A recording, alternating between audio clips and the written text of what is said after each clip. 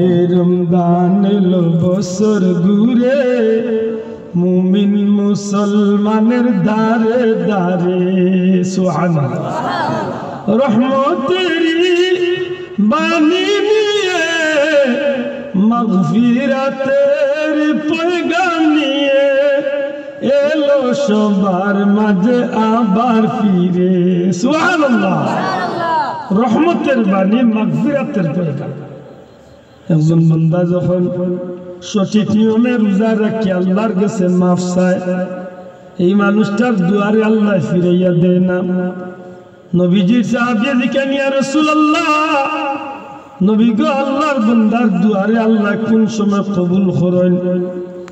নবীজি কইন সাহাবী, ফরজ নামাজের বাদে আর শেষ রাত্রিতে এই দুইটা টাইমে আল্লাহর বান্দার দুয়ারে আল্লাহ কবুল করিলাই। সুবহানাল্লাহ। কোন সময়? এক নম্বরে ফরজ নামাজের বাদে, আর দুই নম্বরে শেষ রাত। এখন নামাজ যে পড়ে না, এই নামাজ বাদে আর দোয়া পাইব তো মাত্রা নাই। রোজা মাসে নামাজ পড়তাম না, ইলা বহুত মুসল্লি পাইবা, হে বেটা ভত্তা খাইয়া ঘুমাই দিব, আর গরুর বেটিন তোরে মহিলা উল্লরে কইব জোরে রক্ত তুলিও না, আসর রক্ত তুলিও না, ইফতার রেডি করিয়া ডাক দিও। এর আগ পর্যন্ত কোনো গরুর খান্দা বাই দিবা ট্যাংটুং বাড়িয়ে ভাঙি এর দাঁড়া মুসল্লি আছেন মাতুরানি খুব সত্য। আমি তারে কই ভাই হইয়াও যখন মাঝ মাঝ পড়তে নাই কষ্ট করি রোজা রাখিয়া কি দাম করছে মাতুরানি।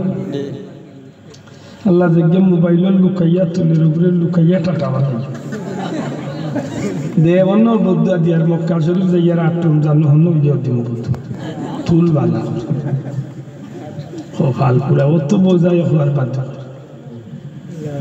ফরজ নামাজ বাদে দোয়া কবুল, শেষ রাইতে দোয়া কবুল। দয়া করে হক্কা দুইটা টাইম গ্যারান্টি সহ দোয়া কবুল। আমরা তো যারা রোজা রাখি ইনশাল্লাহ নামাজ পড়তাম না, নামাজ পড়তাম না পড়তাম।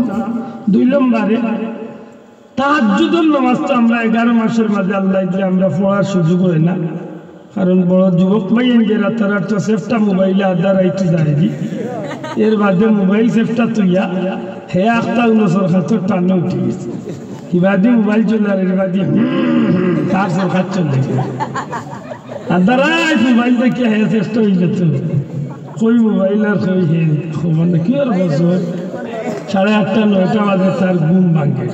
ঠিক না ঠিক না? তার যদি আমরা বেশিরভাগে পড়তাম পারি না 100-র মাঝে হয়তো 2-4 জনে পড়াই না, বাকি সব নাই। কিন্তু রোজা মাসে তো একুশিল্লা আমরা সেহরি খাইবার লাগিয়ে পৌঁছাবো মাত্রা নাই, ও কথা নাই খেয়াল রাখতে।